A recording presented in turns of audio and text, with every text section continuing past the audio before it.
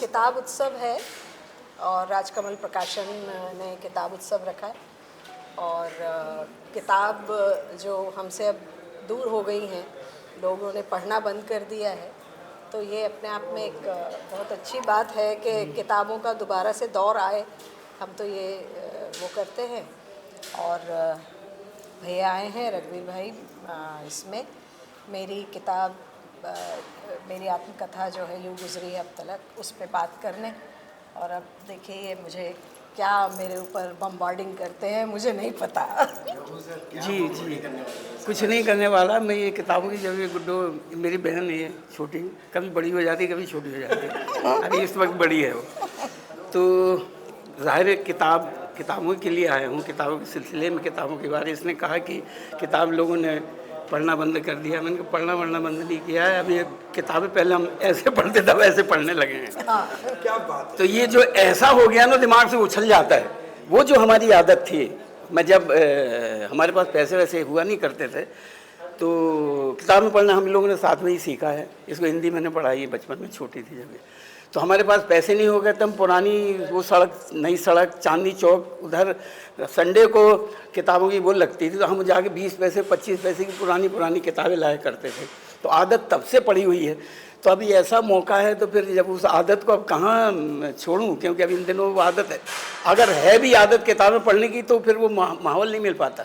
फिर जहाँ किताबों का मेला, ये जब देखा कि किताबों का ये पूरा उत्सव मनाया जा रहा है, मेला ही है, किताबों के तो मेले ही हो गए ना बहुत सारी, तो उत्सव मनाया जा रहा है, तो ऐसे में हम कहाँ भाग सकते हैं। हमारे तो बस यही कायल हम तो किताबों के। एक और बात बता दूं, अभी मैंने नीमच गया, वहाँ एक रघुवीर सिंह है, तो उनकी जो लाइब्रेरी वो देख के मतलब चौंक गया, कितनी लाखों किताबें, मतलब सारी दुनिया की किताबें उनके पास हैं। और वो जो मुंशी प्रेमचंद और मंटो और ये और वो सारा उनके लेटर्स, उनके सब तो देख के तब से और पगलाए हो। यहाँ आगे मेरी बहन मिल गई कि आ जाओ किताबों का उत्सव में, तो बस यहाँ चला आया। और बस यही कहूँगा कि भैया ये वाली किताबें मत पढ़ो, ये वाली पढ़ो। क्या मैडम, आप तो बहुत बुक से अपना अटैचमेंट रखती हैं और आपके पास हमने देखा है बहुत अच्छी बुकें हैं, शायरी है, तो आज किस तरह का पैनल डिस्कस होने वाला है? आप क्या ऑडियंस को मैसेज देना चाहेंगे? किताब मेरी है, जवाब मुझे देने, सवाल ये भैया करेंगे, रघुवीर भाई करेंगे और रूमी करेंगे और अजय जी करेंगे, अजय ब्रह्मात्मा जी। अब मुझे मालूम नहीं है ये क्या मुझे किस तरह से ट्रैप करते हैं, वो आप लोग सुनिएगा जब पैनल डिस्कशन हो। Thank you. मंच पकाएंगे और क्या बहुत बढ़िया। आपने कहा तो मैं नकल मारूंगा। आपने कहा तो नकल मारूंगा। मैडम की एक लाइन तो बोलना पड़ेगी सर। भाई किताब के ऊपर डिस्कस करेंगे। इतनी सुंदर किताब लिखी है, इतनी साहित्यिक किताब लिखी है, इनके जीवन के कुछ और पहलू हैं जिन पर हम डिस्कस करेंगे। बचपन के ये करेंगे, बड़े के मैं करूँगा। आज तो खैर नहीं। और जब तक बुढ़ापा आएगा फिर एक और उत्सव बनाएंगे, फिर बड़ा उत्सव बनाएंगे।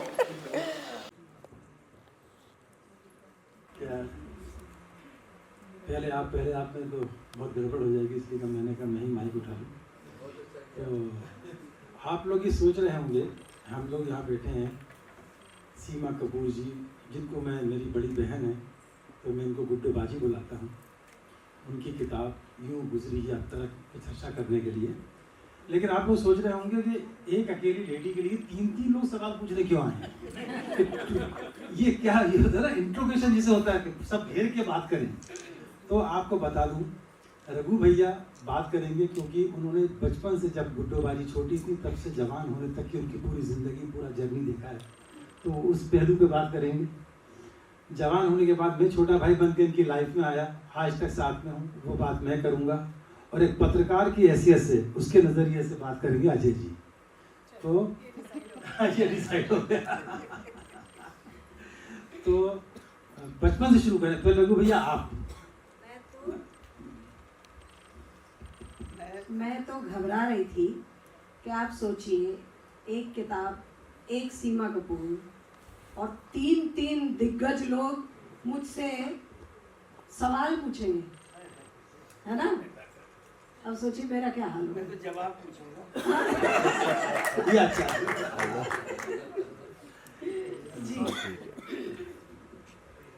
एक तो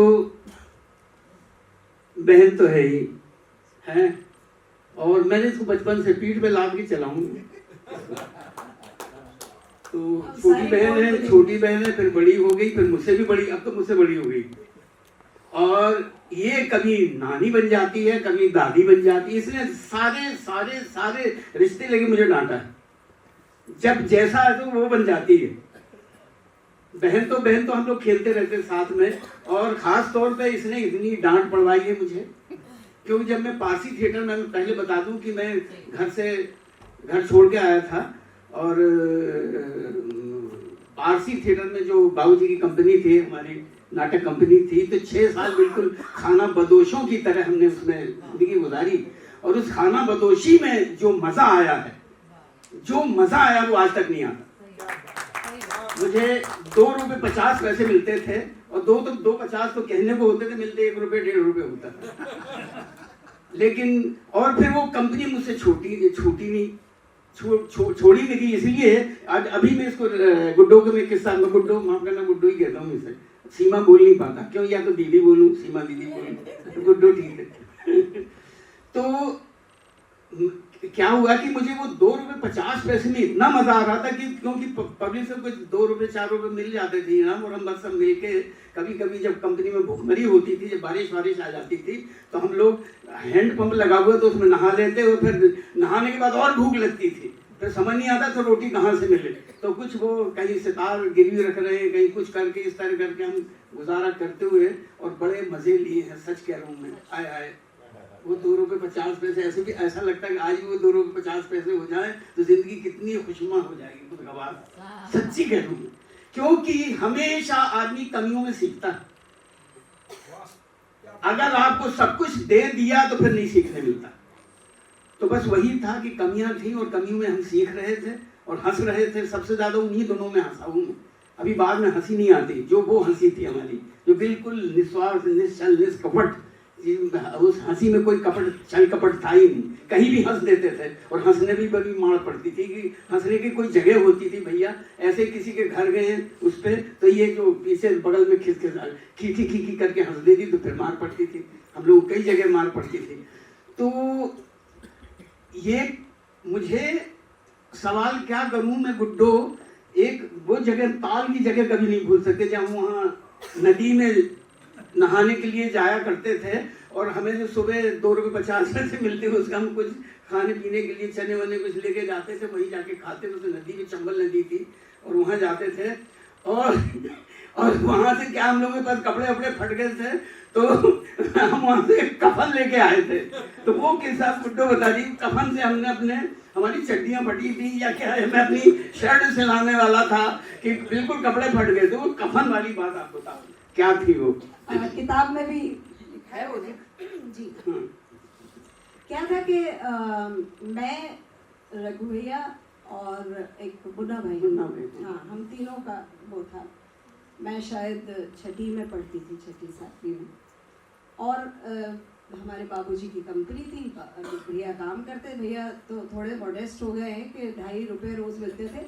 ये 2.5 रुपये जब कंपनी चलती थी तब मिलते थे, वरना तो फाके ही होते थे, वरना 2.5 कहाँ मिलते थे, कंपनी चल ही नहीं रही थी। तो हम तीनों क्या करते थे, सुबह सुबह माँ हमें जाने नहीं देती थी, क्योंकि मैं बड़ी हो रही थी, तो इस तरह से नदियों पे नहाना, और नदी मेरे ख्याल से 2-3 किलोमीटर दूर थी, 2-3 किलोमीटर, तो हम लोग सुबह सुबह निकल जाते थे। और मैंने क्या किया कि वहाँ नहा के भूख लगती थी, तो मैं रात की रोटी और सब्जी किसी तरह पेपर में बांध के, हम लोग किसी के जगने से पहले ही वहाँ से चले जाते थे और तैरते थे। तो वहाँ पर क्या हुआ कि एक बार, और मैं अपना साइड में वो कोयले वोयले पड़े रहते थे, उन्हें दांत में वो करके मंजन करती रहती थी। तो वहाँ पर क्या हुआ, एक दिन मुझे नारियल मिला नदी के किनारे।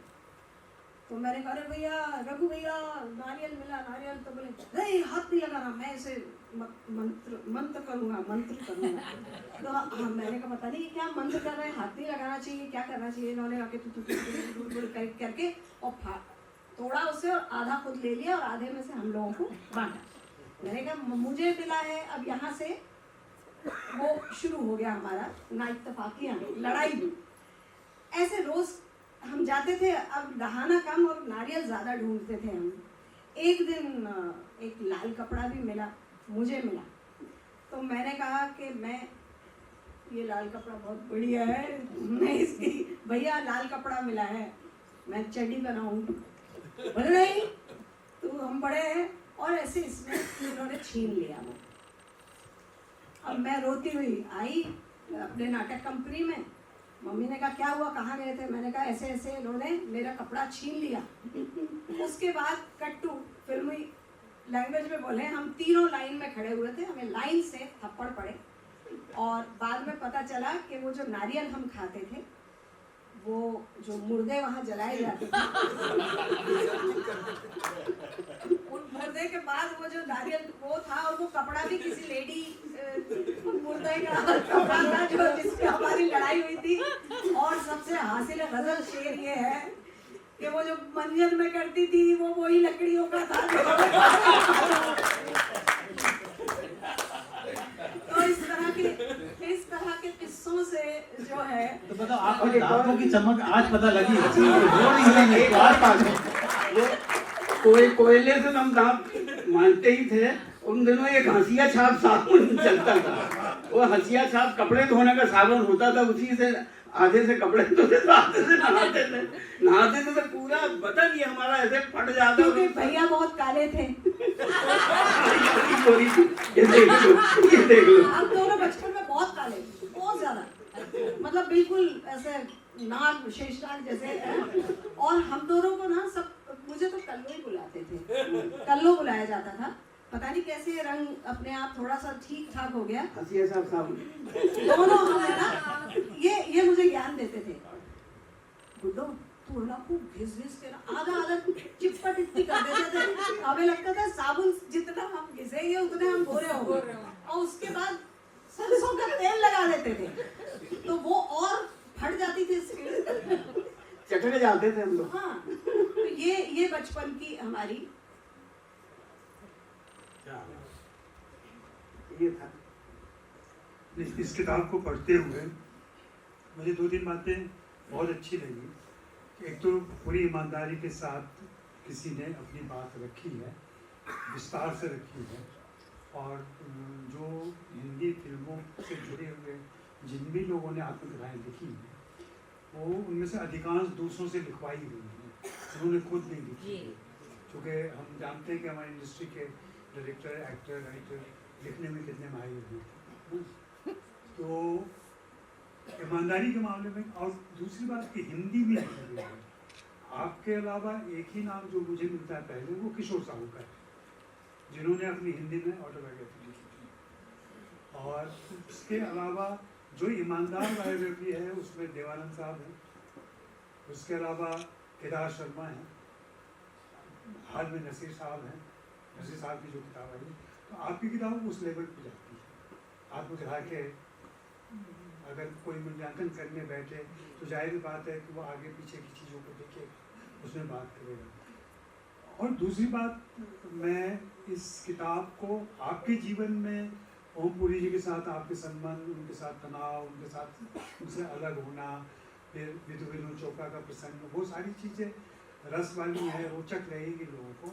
लेकिन मुझे उससे ज़्यादा, जब आप व्यस्त नहीं हुई है, वो जो पूरा हिस्सा है ना, जहाँ कंपनी है, बाबूजी हैं, माँ है, रघु भाई हैं, बाकी दूसरे भाई हैं, उनका जो विस्तार से आपने चित्रण किया है, लिखा है, उनको याद करके मैं सैल्यूट करता हूँ आपकी मेमोरी को। मैं स्मृति रोग का शिकार हूँ, मैं भूल जाता हूँ, सारी चीज़ें याद नहीं होती। आपको जिस तरीके से याद है सारी चीज़ें, और ऐसा लगता है, लोग कहते हैं कि चीज़ें उनको ज़्यादा याद रहती हैं जो किससे सुनाते हैं, बार बार अपनी कहानियाँ सुनाते हैं, तो उनको ज़्यादा चीज़ें याद रहती हैं। तो मैं सभी शोधार्थियों, खास करके सिनेमा के और रंगमंच के, और ये कंपनी का मिजाज क्या था, कंपनी कैसे चलती थी, वो इतिहास में कहीं इस तरीके से दर्ज ही नहीं हुआ है।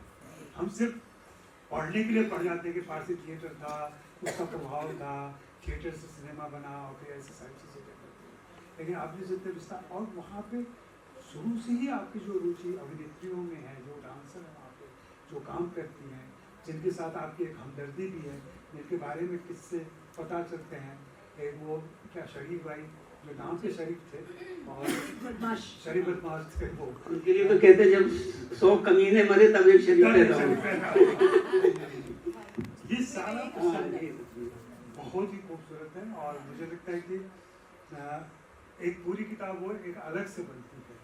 अपने आपको दूसरी किताब भी एक करनी चाहिए जिसमें बाकी आपके संबंधों, रिश्तों, उन सारी बातों को तो वो भी बहुत इम्पोर्टेंट है, जीवन के महत्वपूर्ण हिस्से हैं और पाठकों की उसमें भी रुचि है, कहीं से गलत नहीं है वो।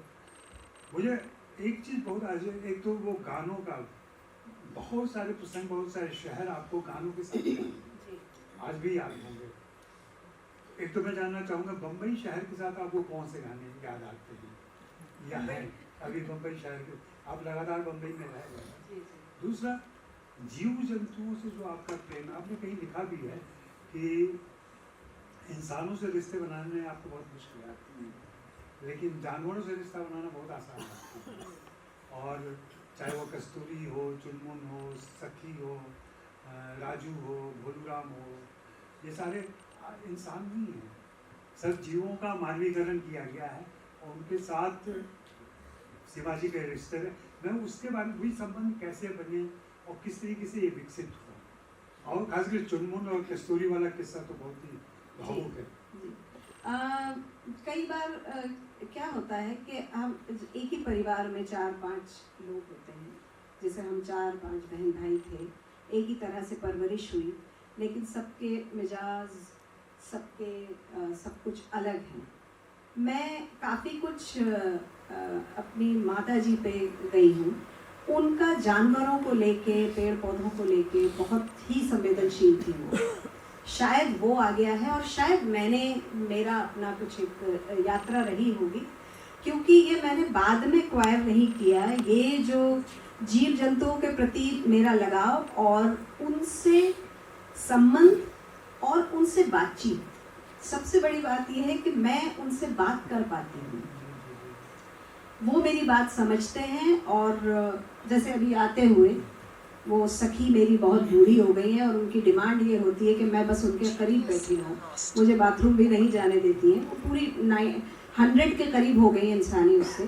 तो आते हुए मैंने उनको बोला, मैंने कहा मैं तुम्हें गाना सुना देती हूँ और सिर्फ 4-5 घंटे के लिए मैं जाती हूँ, क्योंकि अभी 4 दिन के लिए गई थी। तो वो, और मैंने उनको गाना सुना, तो सचमुच सो गई। तो आयाम भी देख रहा था और मैंने बोला, मैंने इससे बात की कि बस, और वो सो गई, वरना भौंक रही थी बहुत से। तो ये आपके देखिए, इंसानों का एक फसाड होता है जो हम में भी है, एक आवरण होता है। हमें बहुत सारी सामाजिक, हम सब में अच्छा बनना चाहते हैं कि सब हमें अच्छा बोलें, अच्छे तरह से हम वो करें। बाहर जाते हैं तो तैयार भी अच्छे होते हैं, बोलते हैं तो बहुत अच्छी तरह बोलने की कोशिश करते हैं कि लोग इम्प्रेस हों। जानवरों के साथ ऐसा कुछ भी नहीं है। आप कैसे भी हैं, जैसे बच्चों के साथ है ना, आप कैसे भी हैं उनको स्वीकार है। अगर आप उनसे प्रेम करते हैं, स्नेह करते हैं, उनके सामने आपका भी जो फसाड है, आपका जो आवरण है, वो उनके सामने आपका भी आवरण खत्म हो जाता है। तो आप बहुत एक सहज उसमें होते हैं, तो मुझे बहुत अच्छा लगता है। अभी भी एक गिलहरी है आपके साथ? जी, एक गिलहरी भी है। उसका नाम क्या है? उसका वो बाय मिस्टेक मैंने उसको मेल समझा था, तो मैंने उसका नाम चंदू चैंपियन रखा था, क्योंकि वो बिल्ली के मुंह में थी वो, और आँख भी उनकी नहीं खुली थी, और वहाँ से बिल्ली के मुंह से वाकई मौत के मुंह से बच के आई थी, तो चंदू नाम है उनका। वो अक्सर आपके कंधे पे बैठी रहती है। जी, सर पे, कंधे पे। मुझे जो पक्षियों से, जंतुओं से, जिनसे भी गुड्डो बाजी को इतनी मोहब्बत है, जो मैंने समझा है, आज पहली बार बोल रहा हूँ मन से, कि मैंने देखा है जब से मैं मिला हूँ, इतने साल हो गए, मेरे को लगता है 37-38 ईयर हो गए, इनके अंदर, इनके सीने में बेपनाह ममता है, प्यार, जो ये देना चाहती थी और देती हैं। तो वो प्यार जो है वो इन लोगों पे लुटा रही है, जो कहीं वो लुटाना चाहती थी, मैं जानता हूँ, है ना। तो वो चीज़ का उनको भी इस बात से तसल्ली मिलती है कि मेरा कोई अपना है जो मुझे सुन रहा है, मुझसे बात कर रहा है, बिना मतलब के, बिना किसी वही आवरण के, वो बैठ के। मैं शुरू में मैं हैरान रहता था सचमुच, इनकी आप बालकनी में देखिए इतने, वो एक बीच में एक मुझे क्या नाम रखा था वो कौवा जो गायब था, राजू, हाँ। तो उसको जो उन्होंने जिस तरह से खिदमत की है, लोग आजकल में माफ़ कीजिएगा अपने माँ बाप की नहीं करते, जिस तरह उसको अस्पताल लेके जाना, आईसीयू में रखना, उसके साथ बैठे रहना, लोग को नौकरों के भरोसे छोड़ देते हैं। तो ये चीज़ जो है कि काबिल तारीफ है। और दूसरा सवाल आपने इनका जो है वो गाना, मुंबई से गाना, मुंबई से कौन सा गाना? मुंबई से कौन सा गाना? मुझे नहीं लगता कोई बम्बई, क्योंकि बम्बई जो है, मुंबई मिस्टेक हुआ मुंबई जब मैं आई तो गानों का ऐसा सिलसिला ख़त्म हो गया था। जो हमारे ज़माने के जो गाने थे, तो वो रंबा हो वगैरह गाने में हमारी कोई दिलचस्पी नहीं थी। तब तक इस तरह के गाने आ गए थे, तो वो संगीत को जो अच्छा नहीं लगता था, तो उससे कोई मेरी ऐसी ख़ास वो नहीं है। हाँ, पुरी साहब एक गाना बहुत बेसुरे थे बहुत ज़्यादा बेसुरे थे, और वो नाम वाले एक्टर थे, तो लोग उनसे डिमांड करते थे कि आप गाना सुनाइए। तो वो 2 गाने सुनाते थे, एक तो जग जमिया ते मिलन बधाइयाँ, एक पंजाबी, और मैं ये सोचती थी कि मैं इतना अच्छा गाती हूँ, मुझसे तो डिमांड हो ही नहीं रही है, और इनको इतने बेसुरे गाते हैं ये। और दूसरा गाते थे होठों से छू लो तुम मेरा गीत अमर कर दो। तो वो गीत पे आज भी मैं नहीं सुनती, उसको बंद ही कर देती हूँ, क्योंकि वो होता है। दूसरा, अजय जी आपने कहा कि किताब में पुरी साहब या विनोद का जिक्र है, तो मेरी ज़िंदगी का पुरी साहब, अगर मेरी ज़िंदगी 100 है तो उसमें वो 15% है, और विनोद 5% होंगे, 3% होंगे। उनका लिखना इसलिए ज़रूरी था कि वो मेरी ज़िंदगी का बहुत बड़ा हिस्सा है, और लेकिन वो मेरी ज़िंदगी नहीं है। मेरी ज़िंदगी बहुत विस्तृत है ना, बहुत लंबी यात्रा है जिसमें वो हैं, लेकिन सिर्फ वो ही नहीं है। और उनको लिखना ज़रूरी था, इसलिए नहीं कि उनका नाम तो बाद में हुआ, मेरी ज़िंदगी में तो वो बहुत पहले आ गए थे, जब वो स्ट्रगल कर रहे थे। तो मेरे ख्याल से बात हो गई। अब रूमी नहीं, मुझे आप जब पूरी साहब का जिक्र कर रही थी और माशाल्लाह उनके सुर की जो तारीफ कर रही थी आप, है ना, तो अपना मुझे एक वाक़या याद आया जो मैं सुना दूँ कि हम लोग मतलब एक दिन पूरी साहब जब गुड्डू बाजी की शादी हो गई है, वो त्रिशूल में रह रहे थे 7 बंगलों पे, तो इन्होंने मुझे खाने पे बुलाया कि रूमी तू घर आ जा, अपन साथ में लंच करेंगे। मैंने कहा ठीक है, पहुंच गया मैं। अच्छा, और ये मुझे से उतर गया कि रूमी को खाने पे बुलाया, रूमी ने घर का खाना। अब ये देर से आए, 2 बजे करीब या 2:30-3 बजे। मेरा खाने का टाइम 2 बजे का था, आपने जल्दी खा लिया। तो पुरी साहब ने कहा इनसे, और उन्हें खाना वाना हो गया, ये मेरी तरफ देखते तो भी मुझे याद नहीं आया। अच्छा, उसके बाद बोल के चलो मतलब लंबी बात, लेकिन उन्होंने कहा कि मैंने कहा चलो चाय पिला दो। तो ये किचन में गई चाय बनाने के लिए, मैं भी गया पीछे पीछे। इन्होंने बर्तन रखा, पानी डाला, पत्ती डाली, फ्रिज खोली, उसमें ग्लास में दूध रखा था। बोले रूमी तेरे को मूंछ बना के दिखाऊं, देख तेरी मूंछ कैसे बनती है। और ऐसे पिया, हटाया, यहाँ से यहाँ पे मूंछ बन गई। उसके बाद अब ढूंढ रही दूध कहाँ है, दूध का बदल। उन साहब ने पूछा अरे दूध कहाँ है, तो बोले खत्म हो गया, मैंने एक गिलास में रखा हुआ है। तो मतलब मुझे दूध वाली चाय भी नसीब नहीं। इन्होंने कहा डायलॉग राइटर है ना, राइटर है तो क्या डायलॉग बारा, पुरी साहब उसकी तो मूछें बन गई। दूध कहाँ गया और उसकी तो मूछें बन गई।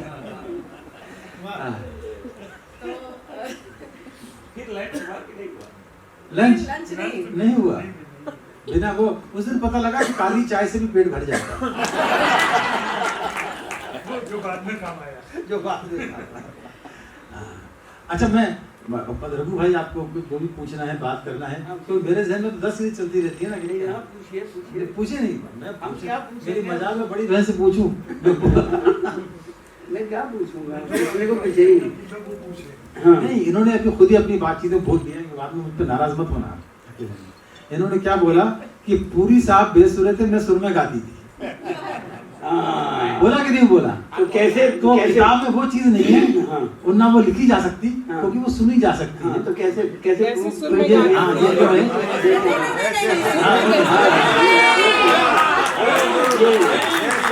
और आपको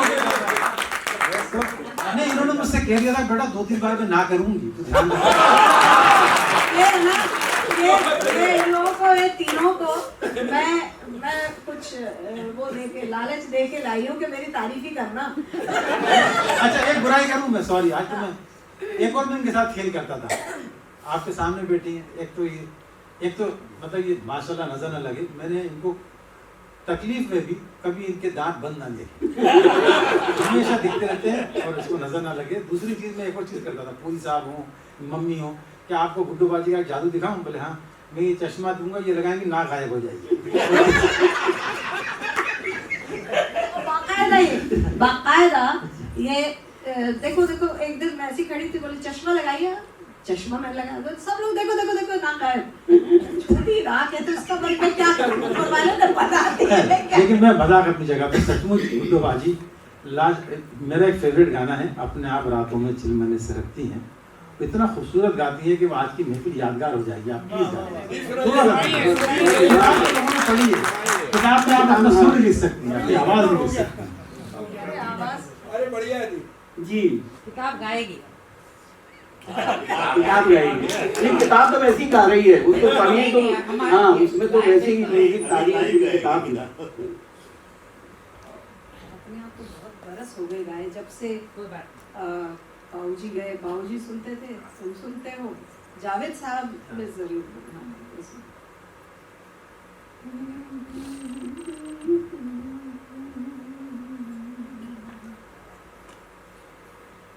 अपने आप रातों में चिलमने सरकती हूँ, चौंकते हैं दरवाजे, सीढ़ियाँ धड़कती हैं, अपने आप कोई पहले दिन जैसे घर किसी के जाता हो, जैसे खुद मुसाफिर को रास्ता बुलाता हो, पाँव जाने किस जाने बेउठाए उठते हैं और छम छमा छम छम पायलें छनकती हैं, अपने आप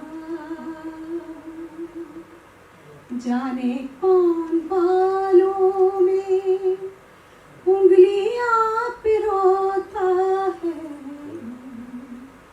खेलता है पानी से, तन बदन भिगोता है, जाने किसके हाथों से गागरे छलकती हैं, जाने किसकी बाहों से बिजलियां लपकती हैं, अपने आप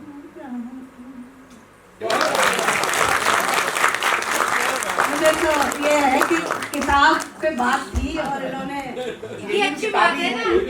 अरे अच्छा किताब पे आता हूँ मैं अभी। आपने ये जब ये गाना सुनाया तो नहीं, मैं ये चाहता था छोटे भाई की हैसियत से कि जो आपने बोला है मैं सुरीली हूँ, वो लोगों को पता भी चलेगा, तो पता चलेगा, है ना।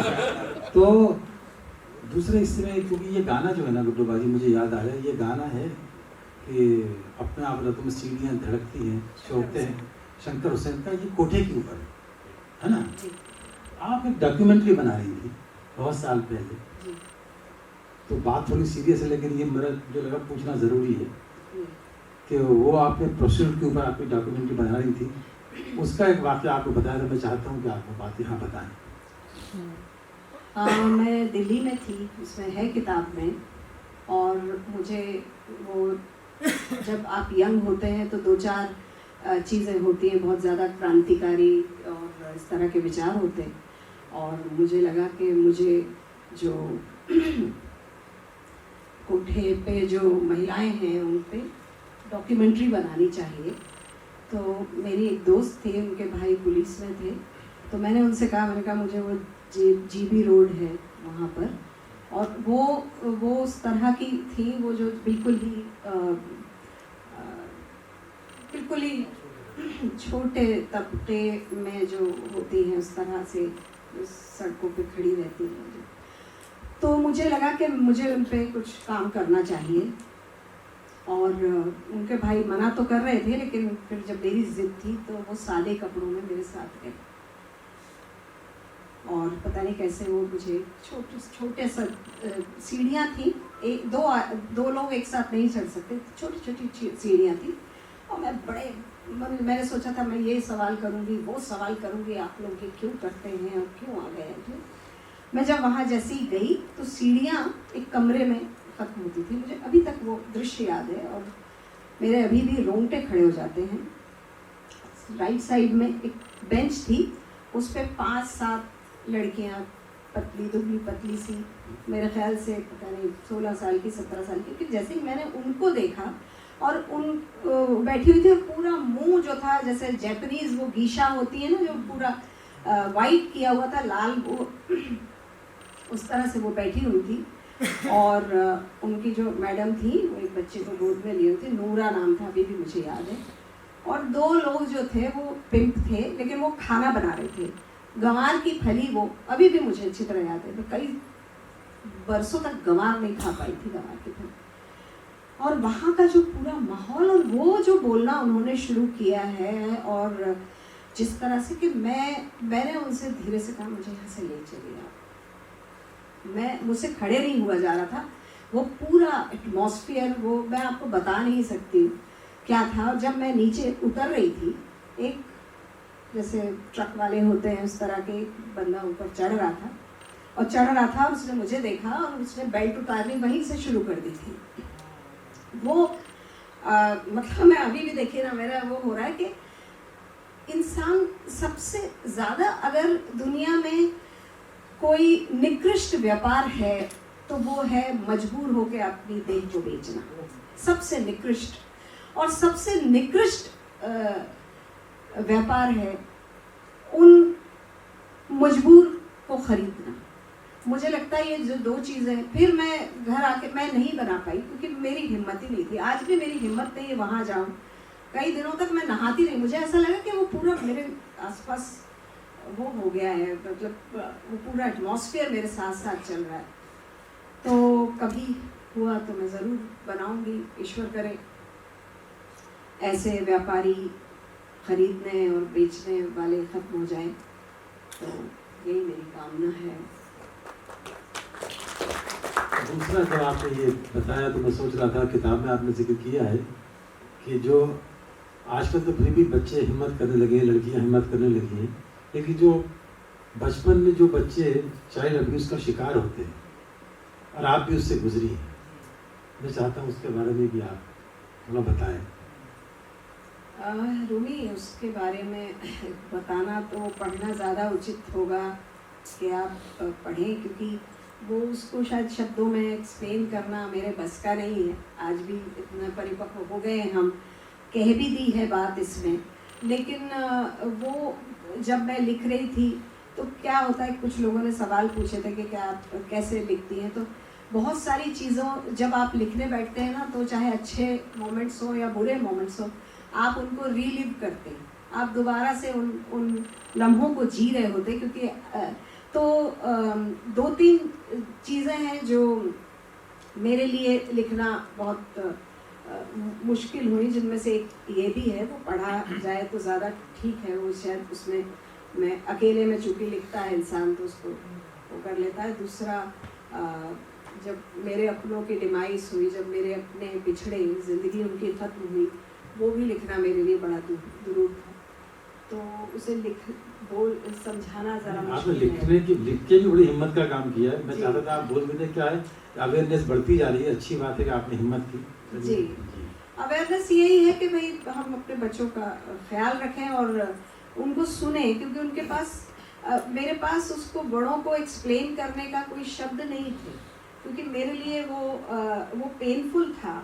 लेकिन मैं उसको माँ को कैसे समझाऊं मेरी समझ में नहीं आता था, और अगर मैंने समझाया भी तो मुझे थप्पड़ पड़ा, क्योंकि मैं शायद वो नहीं कह पाई जो कहना चाहिए था, जो किताब में कह दिया कि क्या बकवास कर रही है। थप्पड़ ये भी मतलब पेरेंट्स के लिए भी ये रिसीव करना बहुत बड़ी जी, कहीं उनकी भी गलतियां होती हाँ, वही कह रहा हूँ, उस जमाने में इस चीज को लेकर आज भी ये हो सकता है। हाँ हो सकता है, बिल्कुल वही सही, रहा हो रही है, है, हो रहा है। माँ का थप्पड़ मारना, वो सोचिए वो ये चीज को बिल्कुल वो नहीं वो करना। हिम्मत ही खत्म हो गई ना बोलने की। हाँ, बोलने बहुत की- बड़ी बात है। इसीलिए मैं चाहता था कि आप इस बहुत मंच से बड़ी भी बात बोलें है। कि जितनी इस चीज को लेकर अवेयरनेस आती जाए, बच्चों को पता लगे, माँ और बाप को parents पता को, लगे, parents पेरेंट्स को बच्चों को सुनना चाहिए, उनको बहुत बड़ी इग्नोर बात नहीं है, करना बहुत चाहिए। बड़ी बात। सीमा जी, मैं चाहूंगी कि आप बताएं इसको जो आपने लिखा नहीं, ये है। तो हुई क्या, अब बात आ गई जो माँ नहीं, जो हाँ। माँ नहीं खैर अभी बहुत बोलने माहौल बहुत गंभीर हो गया है। हाँ। मैं बाबूजी के जिक्र करना चाहूँगा कि बाबूजी ने जिस तरह से माहौल में हम लोगों को रखा है, तो वो भी बहुत, वो पूरी कंपनी बारिश में दूसरी कंपनियां बंद हो जाती थी, बाबूजी का दरवाजा खुला रहता था कि आ जाओ भैया सब। तो वही इसके अंदर भी वही है, गुड्डों के अंदर भी वही था। हम लोग भूखे मर रहे थे लेकिन आ जाओ बाबूजी उनको भी, तो सब अपनी अपनी किस्मत का खाते भैया। जबकि बाबूजी आर्मी कर्नल थे मेरे दादा, डॉक्टर कृपाराम कपूर। वहाँ से वो सब छोड़ के लाहौर में पढ़े थे, डीएवी कॉलेज के पढ़े हुए थे, और उन्होंने कंपनी, नाटक कंपनी खोली। 200-250 लोग होते थे, 300 लोग, और कंपनियां जैसे जैसे सिनेमा बढ़ा कंपनियां खत्म हो गई। लेकिन बाबूजी ने कहा नहीं, इसलिए सारी भगत सिंह से भी उनका जुड़ा होता है। जी जी जी भगत सिंह। मैंने एक बार आप लोगों को नहीं मालूम, किसी भी भाई को नहीं मालूम है, ये सिर्फ मेरे और बाबूजी के बीच की बात है। मैं एक दिन ऐसे लेटी हुई थी उनके साथ जी, तो वो कृष्णचंद्र पढ़ के सुनाते थे उर्दू में हमको, मुझे और मोनी को। मैं ऐसे लेट जाती थी, इधर मोनी लेट जाता था, टूटे चश्मे से सुना। तो उनके यहाँ पे एक दाग था जले का। तो मैंने कहा बाबूजी ये क्या है? तो बोले कुछ नहीं। मैंने कहा बताइए नहीं क्या है? बोले मैं भगत सिंह की पार्टी में वो शामिल हुए थे ना, तो वो ओत लेते थे ना मोमबत्ती पे, वो उसमें भी थे। कभी उन्होंने, बाबूजी या माँ ने कभी अपने पास्ट को ग्लोरीफाई किया ही नहीं, कभी वो नहीं बताया बड़े कि हम ये हैं। तो बहरहाल मेरे ख्याल से मुझे सीमा जी बहुत अच्छा। अपनी माता जी, आपकी माता जी जिस पृष्ठभूमि की थी और जिस तरह के परिवार की थी, और आपके पिताजी का जो व्यक्तित्व था, फकीर किस्म के व्यक्तित्व, उसके बारे में आप कुछ बताएं जो है। जी, बाबूजी मेरे नाटक कंपनी तो चलाते थे, भैया को मालूम है, इतनी बड़ी नाटक कंपनी के वो मालिक थे। भोपाल थिएटर, भोपाल थे, लास्ट में उनका भोपाल थिएटर, वैसे पहले क्या था? कई नाम बदले, कई नाम। तो तब तो शायद हम लोग 35 के करीब में, उन्होंने 1935 में कंपनी खोली, तो भैया भी पैदा नहीं होते, मैं तो दूर की बात। थिएटर लफ्ज़ मैंने पहली बार उसी कंपनी से, भोपाल थिएटर, जब मैं घर से भाग के आया था तो पहली बार ललितपुर में भोपाल थिएटर लफ्ज़ मैंने पहली बार वहीं देखा। तो उसमें माँ जो थी वो अच्छे रियासत में, नाना मेरे टीकमगढ़ रियासत में दीवान थे। इस तरह से बहुत संपन्न परिवार से आए थे। लेकिन कंपनी बाबूजी पहले तो बहुत अच्छी चलती थी हमारी कंपनी में। शकीला बानो भोपाली से लेके, है ना, उन्होंने, मम्मी ने कहा है तो लिपस्टिक खुद भी वो बोलती थी, मम्मी के सामने सोफे पे भी नहीं बैठती थी। पहले के लोगों की रवायत होती थी, बड़ों की रिस्पेक्ट करना, मालिकों की रिस्पेक्ट करना, वो मालिक ही समझते थे। और तो शकीला बानो भोपाली, आपके मास्टर कुत्तन, उनका भी इतिहास, कुत्तन बाबा और सार्जन बाबा, और ये मुमताज़ अली, महमूद साहब के साथ, हाँ, वो भी हमारी कंपनी के प्रोडक्ट हैं। शकीला बानो भोपाल जी, बहुत सारे ऐसे नाम थे जो बाद में फिल्मों में आके थोड़ा नाम हो गया। तो ये तो पृष्ठभूमि थी। और नाटक कंपनी हमारी एक जगह नहीं रहती थी, वो 1 महीने एक गांव में रहेगी, फिर दूसरी जगह चली जाती थी। इस तरह से हम हम लोगों ने घाट घाट का पानी पिया है ना। बाबूजी और मम्मी जी, सीमा जी, राजेश खन्ना जी भी आपसे जुड़े हुए हैं, ये लोगों को पता नहीं होगा। राजेश खन्ना जी भी आपसे लोगों को पता नहीं, ठीक है। वो क्या है कि नाम वाले लोगों को राजेश खन्ना जी मेरी जो बुआ थी उनके देवर के बेटे थे वो, और मेरी बुआ ने पूछ रहे हैं मतलब मम्मी और बाबूजी। अजय जी और रोमी के से एक अनुरोध है कि रघुवीर जी और आप दोनों एक साथ हैं सीमा जी, तो कंपनी के दिनों में बचपन में जो गीत ये लोग ज्यादा गाते थे। आपने तो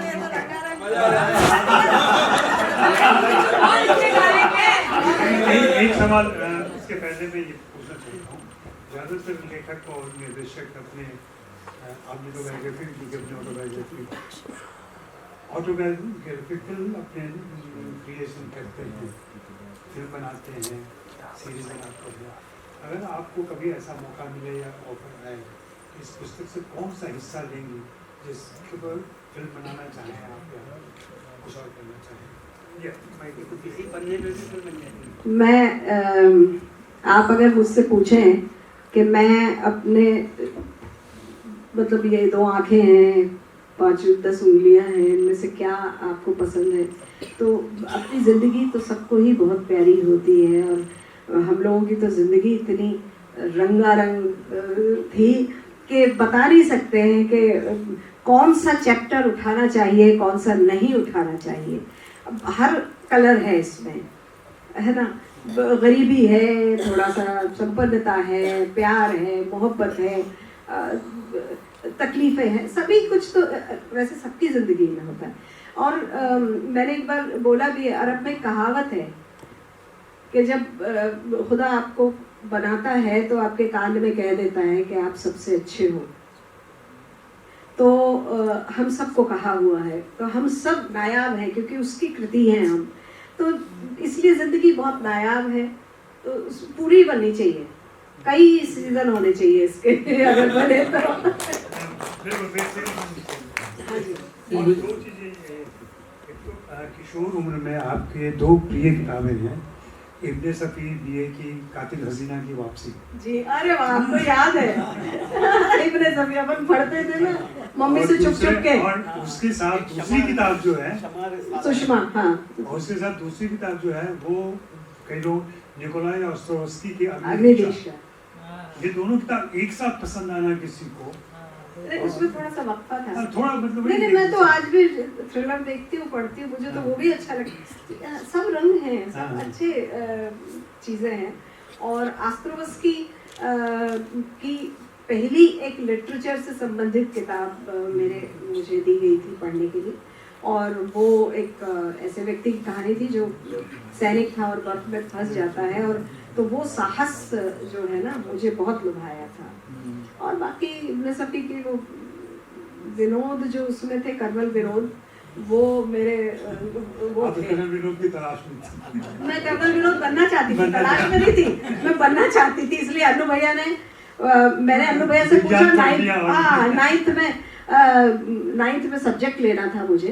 पहले 9th में हम लोगों को सब्जेक्ट लेना पड़ता था कि साइंस लेना है, आर्ट लेना है।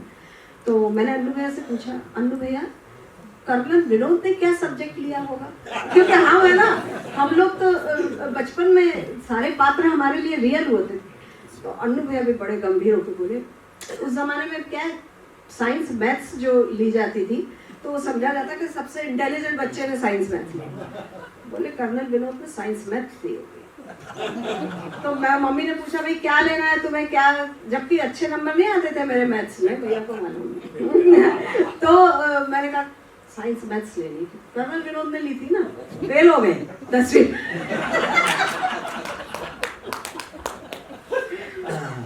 मैं भी साइंस में ही फेल हुआ, तो वो भी इसी की वजह से। लेकिन तब से मुझे लगा कि फेल होना इतना जरूरी है कि अगर उस वक्त फेल नहीं होता तो आज पास भी नहीं होता मैं, सच कह रहा हूँ। तब से मुझे मजा आने लगा कि भैया फेल होना बड़ा जरूरी है। कसम से साइंस दिलवाई गई कि अच्छी नौकरी मिल जाएगी। और मैं उन दिनों हायर सेकेंडरी 11वीं हुआ करता था, उसमें फेल हो गया, फेल होके भागा और सीधा चाह गुराया सीधा नाटक कंपनी में, सीधा ललितपुर। मेरे को जो याद है, नहीं आए तो इनकी वो कि भाई नाटक कंपनी में ऑडिशन हो रहा है। हम तो 6 साल के थे भैया, 10वीं के बाद आए थे भैया, 11वीं जो भी है, 11वीं फेल है वो, 12वीं बाद में गया पास होने। अच्छा नहीं ठीक है। अब नौकरी के लिए कोई अप्लाई नहीं कर रहा है। अच्छा ये लोग आए, गुना से गया था, मम्मी ने भेजा था कि पहले वो जाके, हाँ मम्मी ने, मैंने जबलपुर में पान की दुकान खोली और 11वीं करके लौटा। तो इन्होंने गाना गाया, तुझको खुशियाँ मुबारक। बाबूजी ने कहा जी इसका तलफ्फुज़ गलत है। और मेरे का सीख जाएगा बच्चा, सुर तो है। मुकेश की आवाज में गाते तो इतना अच्छा मुकेश है ना। मैं बता दूं गाता था, लेकिन क्या हुआ, एक और बता दूं मैं कि ऐसी नसीहतें वहाँ मिली इस नाटक कंपनी में मुझे कि सार्जेंट बाबा थे, क्या खत्म, हाँ वो गाते तो मेरे सार्जेंट बाबा थे वहाँ, 80-85 साल के थे। तो मैं मन्नाडे का गाना गा रहा था, झनक झनक तुरी बाजे पहलिया, तो हारमोनियम मास्टर ढोलक मास्टर बैठे बड़ी मेरी तारीफ कर रहे थे, देखो, और वो भी बैठे बीड़ी पी रहे थे सार्जेंट बाबा। तो कहने लगे देखो ये जब मैं गा रहा तो देखो बाबा क्या गाता, बिल्कुल मन्नाडे, बिल्कुल मन्नाडे। उनके चेहरे पर कोई असर नहीं, वो तो बस यूँ करके हाँ यूँ कर रहे थे। तो बोले बाबा देखो क्या, बिल्कुल देखो बिल्कुल वैसी कॉपी करता, जैसी क्या देखो बिल्कुल मन्नाडे, जैसी उन्होंने कहा कि कॉपी करता बिल्कुल वैसी नकल देखो उसी। तो कहने लगे बेटा, उन्होंने बड़ी ऐसी फेंकी, बोले बेटा अल्लाह ने जो दिया पहले उसको देख, क्या नकल करते ही रह जाएगा तू क्या जिंदगी में, जो गाने वाला खुद जिंदा है उसकी नकल करेगा। भाई साहब उस दिन की बात मैंने किसी की नकल सब बंद कर दिया, फिर जो मेरे अंदर था मैंने उसकी निकाला मैंने। सार्जेंट बाबा भैया आपको नहीं मालूम होगा, सीमांत गांधी के साथ थे वो, अफगानिस्तान के है ना सार्जेंट बाबा, सीमांत जो साहब के साथ थे वो एक जमाने में। ऐसे लोग कंपनी में, और कहाँ हमारे गेट पे खड़े होते थे ना। हाँ जी हाँ जी। और ये वहाँ मोती बाबा थे, 118 साल की उम्र तक रहे वो। उन्होंने जो सिखा दिया मैं वो बोल देता हूँ। हाँ, चेसन चुन्नन चकोर की चांद पे चांटा मारा, चुन्नन चकोर चकराते चकराते चकमंडी गया, 4 आने का चमड़ा लिए, चीर चार के चौदमा तैयार किया, चौक वाली गली में 4 आने की चीनी, 4 आने की चाय, 4 आने के चने लेके चले चबाते चबाते चाचा चुन्नैट के पास पहुंचा। चाचा चुन्नैट चरपाई में बैठे चिलम चूस रहे थे, चाय कहिए चूल्हे पे चढ़ाए, चाची चिमटे से चिंगारी को चपाती चला रही थी। चाचा ने चाची को चिमटे से चिंगारी चिलम जलाने की चिंगारी मांगी, मौका पाती चाचा ने चाची को चिमटे से चिंगारी चिपका दी। चाची चिल्ला पड़े चाचा चाची चाची। अलंकार वहाँ जाके मैंने कहा भैया इसके आगे तो सब ऐसे ऐसे लोग क्या है, घाघरा पलटन की तू है मेजर मैं हूँ सूबेदार, अक्की अक्की अक्की इससे अच्छा जो है बता दीजिए। नहीं मैं भूल गया हूँ, हमें भूल गए।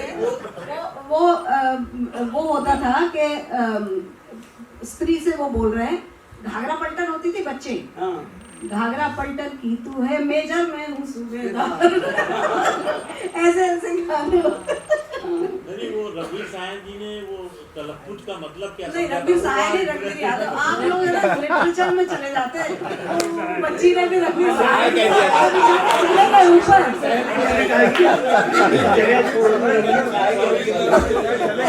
रघुवीर साहब का कोई प्रोग्राम नहीं, बच्ची ने जैसिका रघुवीर साहब में गलत आ गया प्रोग्राम में।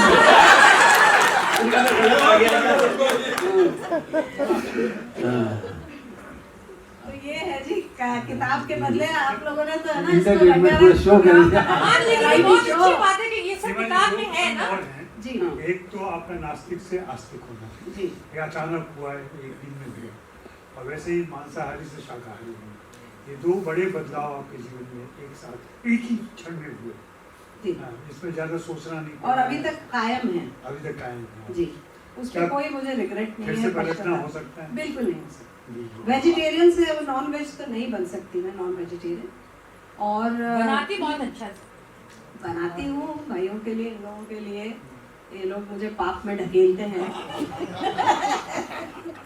भैया ने भी छोड़ दो। हाँ छोड़ दो।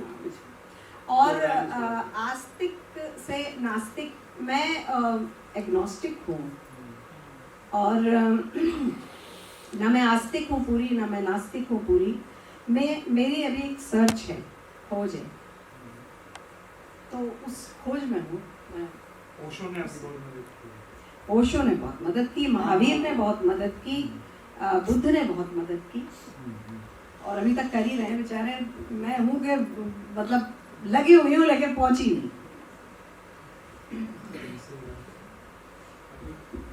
तो नर्स यही कहूँगा कि मैं इतना खुश नसीब हूँ कि इस किताब के सही आपने तो क्या बोला, सच कह रहा हूँ। ये भी है रूबीस, आप लोग ही तो मेरी जिंदगी का हिस्सा हो। तो किताब तो क्या है, किताब तो है नहीं है कोई। एक छोटा सा इनका उपयोग, इसको अंत करते हैं कि मैं ये बता रहा हूँ कि हम लोग जिंदगी में जो इतने चेहरा जो खिला रहता है, इसका रीजन ये है कि कितनी खुश मिजाज, और हम लोग तकलीफ में भी मुस्कुराते रहते हैं, हंसते रहते हैं।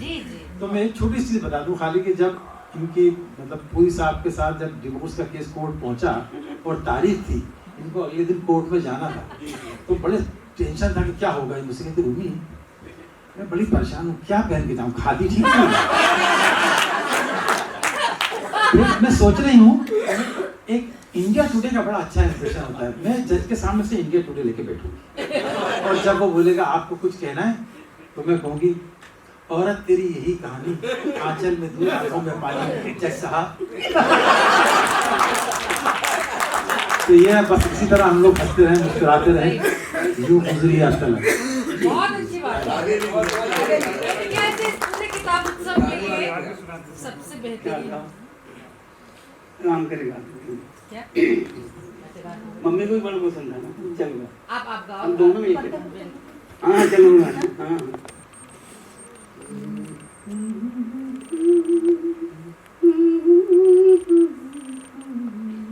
ठीक है। हाँ हमारा जाने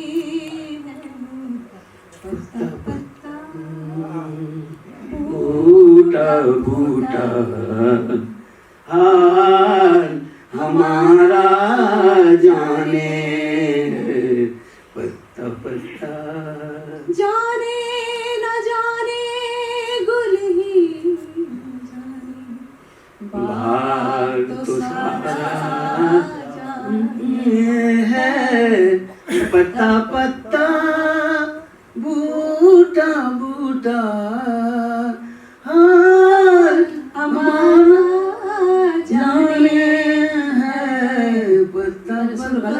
और क्या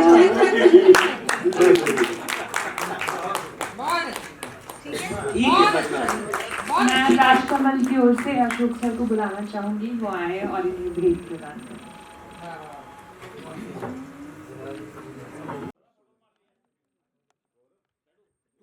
मोबाइल से हमें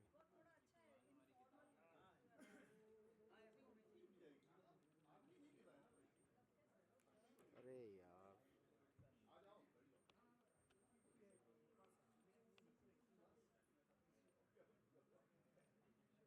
टिंकू इधर से मार, सेंटर से आके